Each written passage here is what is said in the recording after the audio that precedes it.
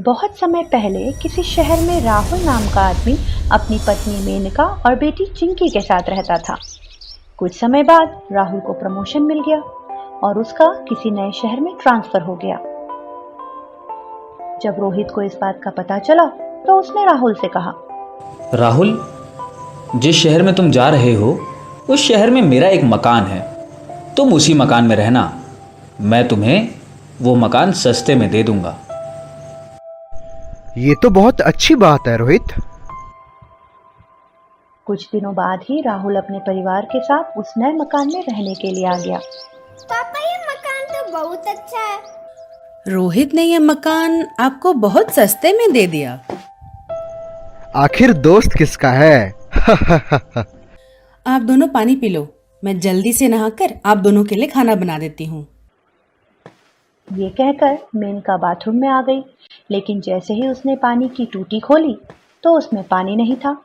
उसने बाहर आकर राहुल से कहा, राहुल, बाथरूम में तो पानी ही नहीं आ रहा। लेकिन मैंने अभी किचन में चेक किया, किचन में तो पानी आ रहा है। लगता है बाथरूम की टूटी खराब है। कोई बात नहीं, आप उसे बाद में ठीक करा देना। मैं अभी किचन से पानी लेकर सिर्फ मुंह हाथ धो लेती हूँ। इसके बाद सब खाना खाकर सो गए। अगले दिन राहुल ने फोन करके प्लम्बर को बुलाया। बाथरूम की टूटियां ठीक कर दो, उसमें पानी नहीं आ रहा है। लेकिन प्लम्बर ने बाथरूम की टूटी खोलकर देखी तो उसमें से पानी टपकने लगा। साहब, इसमें तो पानी आ रहा है। शायद आपने पूरी टोटी नहीं खोली होगी। ये कहकर प्लम्बर वहां से चला गया। बाथरूम की टूटी एकदम ठीक है। मेनका ने ऐसे ही मुझे तंग किया। चलो कोई बात नहीं, मैं जल्दी से नहा लेता हूँ।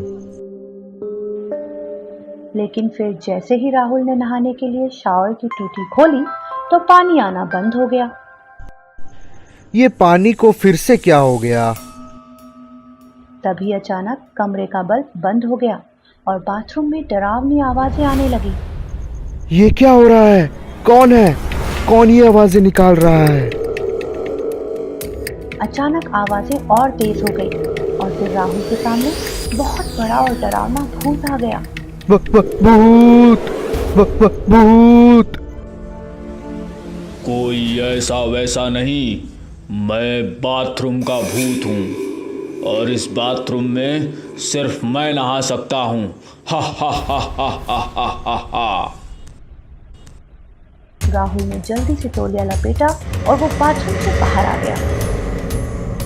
भूत! भूत! मेनका, बाथरूम में भूत है। क्या? भूत? क्या बाथरूम में भूत है?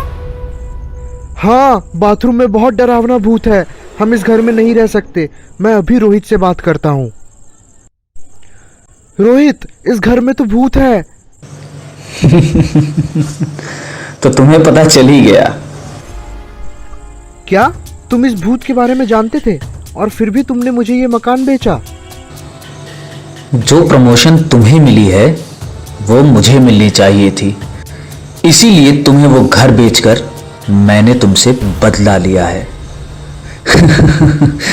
और अब बातों में समय मत गवाओ और जल्दी से उस घर को छोड़कर कहीं चले जाओ, इससे पहले कि वो भूत तुम्हें और तुम्हारे परिवार को मार दे। उस रोहित ने जानबूझकर हमें ये मकान बेचा है। तभी बाथरूम से टूथब्रश, टूथपेस्ट, साबुन, पानी का मग्गा और शैम्पू की बोतल उड़ती हुई आई और उन तीनों के आसपास घूमने लगी। हा हा हा हा हा। ये मेरा बाथरूम है। इस बाथरूम में सिर्फ मैं नहाता हूँ। हा हा हा हा हा हा। जल्दी से इस घर से भागो। लेकिन पापा, कपड़े तो पहन लो। पहले जान बचा लूं, फिर कपड़े भी पहन लूंगा। और फिर वो तीनों अपनी जान बचाकर उस घर को छोड़कर चले गए। मैंने कहा था ना, ये मेरा बाथरूम है और इस बाथरूम में सिर्फ मैं नहाता हूँ। बोरवेल वाला भूत। कहानी है पूना की।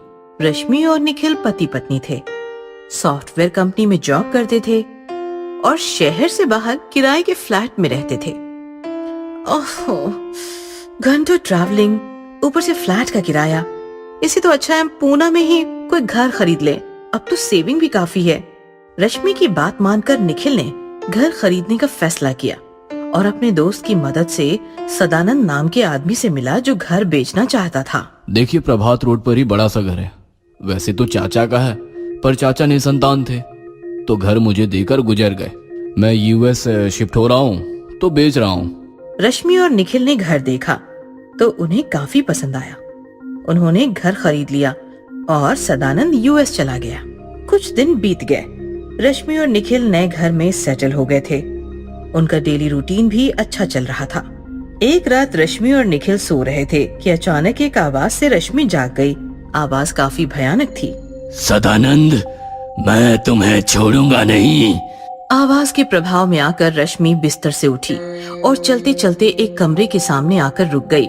कमरे का ताला अपने आप टूट गया, दरवाजा भी अपने आप खुल गया और रश्मि कमरे में आई। कमरे के बीच में बड़ा सा बोरवेल था जिसमें से अजीब आवाजें आ रही थीं। अचानक रश्मि की पीठ पर किसी ने हाथ रखा। रश्मि ने पीछे देखा तो निखिल खड़ा था। रश्मि, यहाँ क्या कर रही हो? निखिल का ध्यान बोरवेल पर जाते ही वो चौंक गया। सदानंद ने हमें बताया क्यों नहीं किस कमरे में बोरवेल है? हमने भी ये कमरा कभी ठीक से नहीं देखा। रश्मि नॉर्मल होकर बात करने लगी। बोरवेल है तो अच्छी बात है, पानी की झंझट ही खत्म हो गई। फिर तो दूसरे दिन रश्मि निखिल के साथ जॉब पर तो गई, पर उसका रवैया ही बदल चुका था। लंच ब्रेक में किसी को बताए बिना वो चुपचाप घर लौट आई और बोरवेल के सामने आकर खड़ी हो गई। मुझे बाहर निकालो। रश्मि ने बोरवेल का स्विच ऑन किया और गार्डन में आकर बोरवेल का पानी पेड़ पौधों को देने लगी।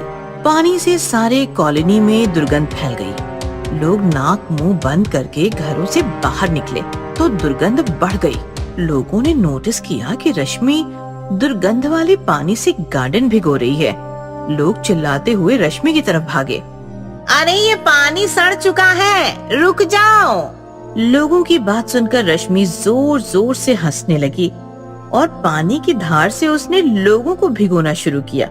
दुर्गंध वाला पानी शरीर पर गिरते ही लोग भाग गए। शाम होते ही निखिल घर आया तो उसने देखा गार्डन के सारे पेड़ पौधे सूख चुके थे। निखिल गुस्सा हो गया और अंदर किचन में आया तो रश्मि खाना बना रही थी। क्या जरूरत थी कॉलोनी के लोगों के साथ बदतमीजी करने की? पागल कह रहे हैं तुम्हें? क्या जरूरत थी बोरवेल शुरू करने की? खाना बन गया है, मुंह हाथ धो लो। रश्मि की आवाज अजीब थी, मानो कोई पुरुष बात कर रहा हो। क्या हो गया है रश्मि? दोपहर में ऑफिस से भाग कर आ गई। मेरी तबीयत ठीक नहीं थी। क्या हो गया है तुम्हारी तबीयत को? क्यों ऐसे बिहेव कर रही हो? गहरी रात हो चुकी थी। निखिल सो रहा था। अचानक एक भयानक आवाज से उसकी नींद खुली। सदानंद, मैं आ गया हूँ। निखिल डर गया। उसने देखा तो बिस्तर पर रश्मि नहीं थी। अचानक उसकी नजर सीलिंग पर पड़ी तो उसकी आंखें फटी की फटी रह गई। रश्मि ऊपर लटकी हुई भयानक भूत बन चुकी थी। जोर जोर से चिल्ला रही थी।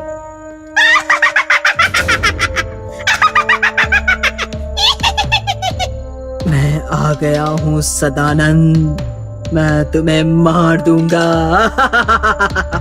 ऐसा कहकर रश्मि निखिल की छाती पर कूद पड़ी और उसने निखिल पर हमला किया।